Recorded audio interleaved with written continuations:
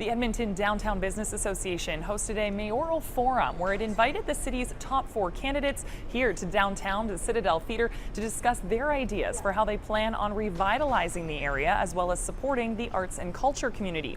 Outgoing President Panita McBrien moderated the chat, which saw Andrew Knack, Tim Cartmel, Michael Walters, and Raheem Jaffer all outline how they plan to improve downtown through increasing safety and access to the city's core, as well as streamlining permitting for large arts and cultures events.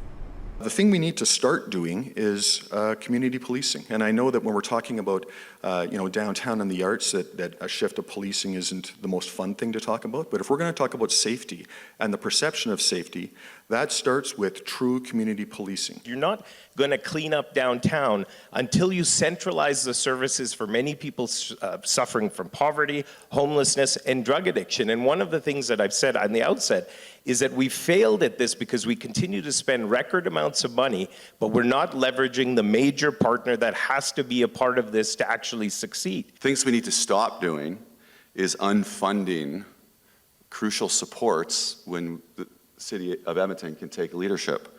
Stop unfunding things like overdose response teams.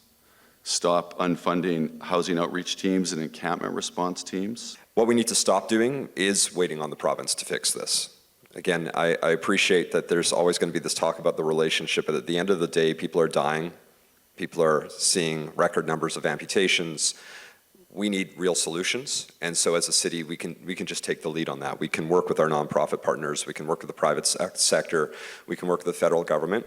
Candidates were also asked on how they plan to fund their ideas, and they say that repairing the city's relationship with the province is a top priority. They do say they want to see more support from Smith and her government with regards to housing and social services within the city and to increase support and perception of safety in Edmonton's downtown.